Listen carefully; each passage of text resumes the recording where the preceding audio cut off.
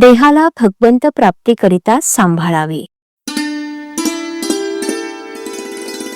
देहाला सांभाळणे जरूर आहे, परंतु भगवंत प्राप्तीकरिता ते करावे, विषयाकरिता नाही करू. बाहेरचा लौकिक सांभाळला, पण होते नव्हते ते घालवले, यात काय मिळवले? हा वेडेपणाच म्हणायचा.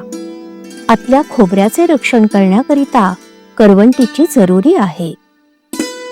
केवळ बाह्यांगाची जपणूक करणे हेच काही मनुष्याचे अंतिम उद्दिष्ट नाही. बाह्यांगाचे सुख हे काही खरे नाही. मी माझे यापासून आपण द्वैताला सुरुवात करतो. कल्पनेने जेवढे समजेल तेवढे पाहू लागतो, परंतु शेवटपर्यंत मी कोण याचा आपल्याला पत्ता लागत नाही. आपली चूक झाली असं समजलं म्हणजे दुरुस्त करण्याचा मार्ग पाहावा. जिथून आपली वाट चुकली तिथं परत यावं. मी देही असं म्हणू लागलो, इथे आपली वाट चुकली, असत्याला सत्य मानलं, ही आपली चूक झाली.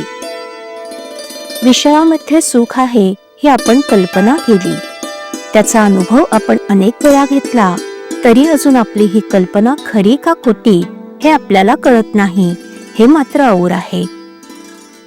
खरोखर प्रपंच हा टिपऱ्यांच्या खेळाप्रमाणे आहे. टिपऱ्यांच्या खेळात एकाला टिपरी दिली की तो लगेचच पुढच्या कड्यापाशी जातो. त्याप्रमाणे हा प्रपंच स्थिर नसून सारखा बदलणारा आहे. आपलं जन्म आणि मरण एक प्रकारे रोज घडत असतं. आपण निजलो, झोपी गेलो की मरण समजावं, आणि उठलो, जागे झालो की आपला जन्म झाला असं समजावं. एखाद्या तुरुंगात पुष्कळ कैदी असतात. कुणी काही केलेलं असतं. हे खरं, तरी जे करू नये ते प्रत्येकानं केलेलंच असतं, ही गोष्ट निश्चित आहे.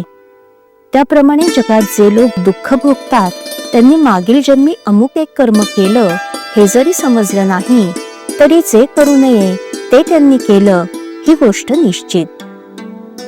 परंतु त्यामध्ये भगवंताने एक मोठी सोय करून ठेवली आहे. ती ही की जो देहाला विसरेल त्याला त्या दुःखाची जाणीव होणार नाही. जगातल्या दुःखाचा प्रश्न हा मानवी तर्काला समाधानकारकपणे न सुटणारा प्रश्न आहे. म्हणून त्याबद्दल फार विचार न करता जगातलं दुःख शक्यतो कमी करण्याचा प्रयत्न करावा. ज्याला देवाची पूर्णपणे आठवण असते त्याला जगाचा, दुःखाचा विसर पडतो. जो स्वतःला पूर्णपणे विसरतो त्यालाच भगवंताची प्राप्ती होते. स्वतःला पूर्णपणे विसरायला भगवंताच्या नामात रंगून जाणे हा एकच उपाय आहे. जेवढ्या उत्कटतेने नाम घेऊ तितके अधिकाधिक आपण नामात गुंतले जाऊ. मग देहाची आठवण कशाला राहील?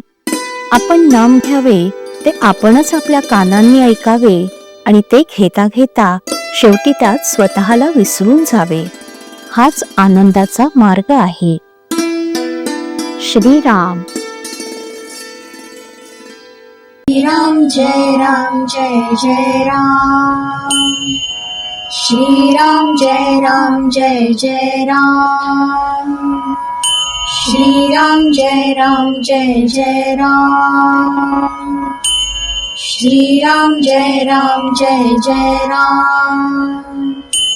श्रीराम जय राम जय जय राम. श्रीराम जय राम जय जय राम. श्रीराम जय राम जय जय राम. श्रीराम जय राम जय जय राम. श्रीराम जय राम जय जय राम.